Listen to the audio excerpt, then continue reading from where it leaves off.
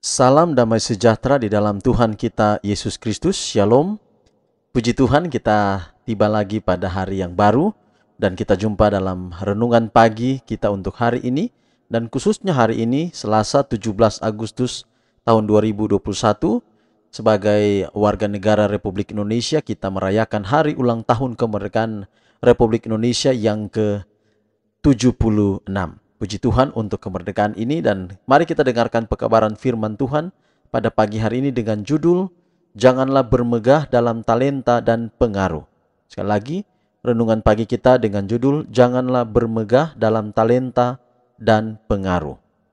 Dan ayat inti kita 1 Petrus 4 ayat 11. Jika ada orang yang berbicara, baiklah ia berbicara sebagai orang yang menyampaikan firman Allah. Jika ada orang yang melayani, baiklah ia melakukannya dengan kekuatan yang dianugerahkan Allah, supaya Allah dimuliakan dalam segala sesuatu karena Yesus Kristus. Ialah yang empunya kemuliaan dan kuasa sampai selama-lamanya. Amin. Sekali lagi, 1 Petrus 4 ayat 11 berkata, jika ada orang yang berbicara, baiklah ia berbicara sebagai orang yang menyampaikan firman Allah.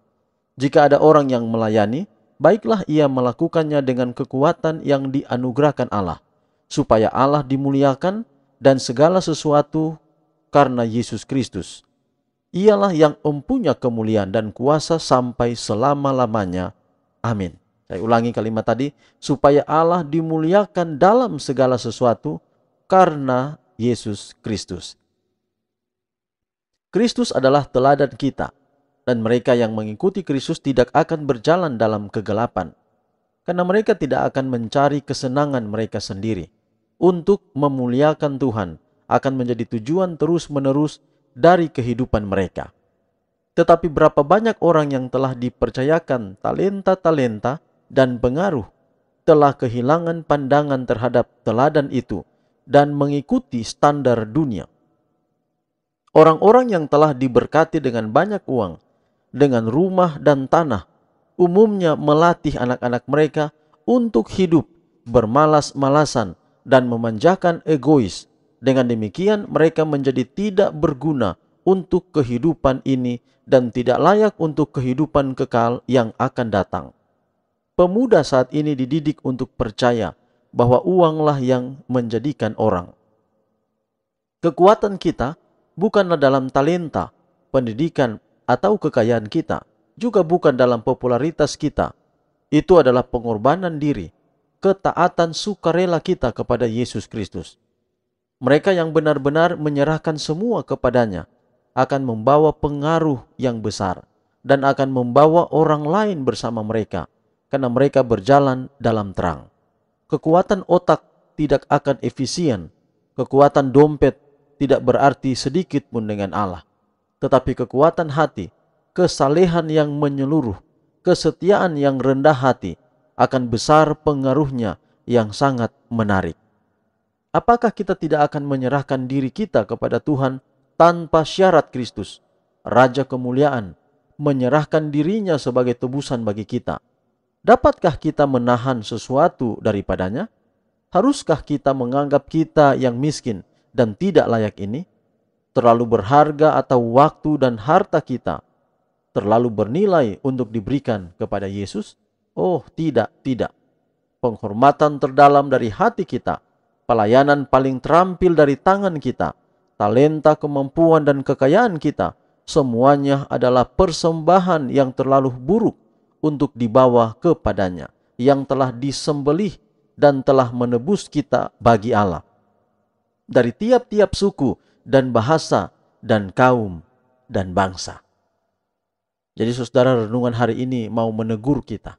Ingat sekali lagi, tadi dikatakan bukan pendidikan yang akan menjadi utama dalam hidup kita, bukan dompet kita, bukan talenta-talenta kita, bukan pengaruh yang kita miliki. Semua itu saudara tidak terlalu penting untuk menjadikan kita diterima oleh Tuhan. Untuk menjadikan kita bermegah.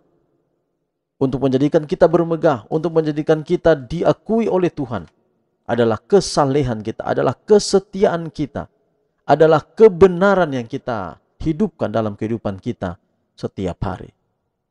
Saudara, ini sangat penting bahwa semua yang kita miliki, kita sudah pelajari di beberapa hari ini. Baik pengaruh kita, kekayaan kita, popularitas kita, jabatan kita. Saya sudah sampaikan waktu lalu. Ada orang yang bekerja dengan keras. Dia berjuang dengan keras.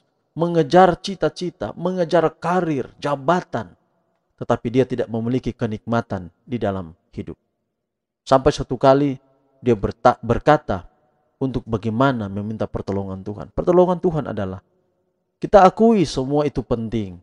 Bahwa harta itu penting, rumah itu penting, jabatan itu penting untuk kita. Tapi ingat saudara, semua adalah pemberian Allah.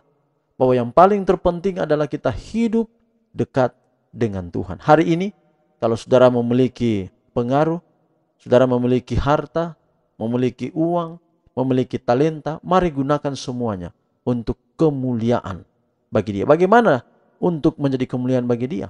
Gunakan untuk pekerjaan pelayanannya di atas dunia ini. Kalau saudara berkesempatan untuk membantu dengan harta saudara bangunan gereja, bangun. Walaupun kalau Yesus datang peristiwa Maranatha, bangunan gereja itu akan hancur. Tapi setidaknya, sama ketika Yesus berkata, kumpulkanlah hartamu di surga. Karena di bumi ini, ngengat dan karat, bahkan pencuri akan membongkar serta mencuri. Tapi kalau kita bantu gereja, kita bantu pekerjaan pelayanan, penginjilan, KKR, di mana saja. Sama seperti kita mengumpulkan harta di surga. Tuhan berkati saudara, biarlah kiranya pekabaran ini boleh menjadi bagian kita pada hari ini. Mari kita tutup di dalam doa. Bapa kami di dalam kerajaan sorga, Allah yang maha pengasih, penyayang, Allah pemelihara, Allah pencipta, tetapi Allah juga yang menjadi penebus kami. Pada saat ini Tuhan, kami bersyukur untuk semua kebaikan Tuhan. Hamba doakan firman yang kami dengar, mengubah kami, memberkati kami. Hamba doakan bagi yang sakit di mana saja, di rumah, sakit di tubuh, di dalam tubuh, dan di mana saja tubuh itu Tuhan sudah ciptakan. Maka Tuhan yang tahu bagian mana yang paling sakit, jamah Tuhan dan sembuhkan. Hamba juga berdoa untuk pergumulan kami sepanjang hari ini. Baik di dalam pekerjaan kami, aktivitas kami, setiap hari sebagai orang tua, ibu dan bapak, sebagai anak-anak, sebagai remaja, sebagai orang muda. Kami serahkan seluruh keberadaan hidup kami ini dalam tangan Tuhan. Khusus usulan doa yang ada di kolom komentar channel ini. Tuhan berkati usulan doa dari Ibu Yulianti Toding. Tuhan memberkati pergumulan setiap hari. Tuhan berkati ucapan terima kasih untuk pekabaran setiap hari. Tuhan, hamba juga berdoa untuk keluarga Titir Lolobi. Dan khusus Omak Do yang sakit, terbaring sakit. Dan usul ini dari saudara Fernando Titir Lolobi. Tuhan memberkati. Ucapan terima kasih dari anak muda remaja Prilly Mahingkalo. Tuhan berkati juga komentar daripada Ibu Madelu. Tuhan berkati, biarlah ucapan terima kasih dia panjatkan pada Tuhan. Elvi T, Tuhan juga berkati dalam pelayanan, dalam kehidupan setiap hari. Dan juga Tuhan berkati adik hambamu. Tuhan berkati Sem Bawengan dalam tugas tanggung jawab pelayanan setiap hari. Berikan kekuatan Sandra di, begitu pula dengan Serbob, begitu pula dengan Mem, Siane, Walean Lolong. Tuhan berkati juga channel Kebahagiaan Sejati yang Mem buat, biarlah dapat berkembang untuk kemuliaan bagi nama Tuhan. Dan setiap pendengar renungan harian di mana saja berada, di Papua sampai di Australia, Tuhan berkati, biarlah setiap pendengar dapat diberkati melalui pelayanan media ini. Tuhan, inilah doa kami.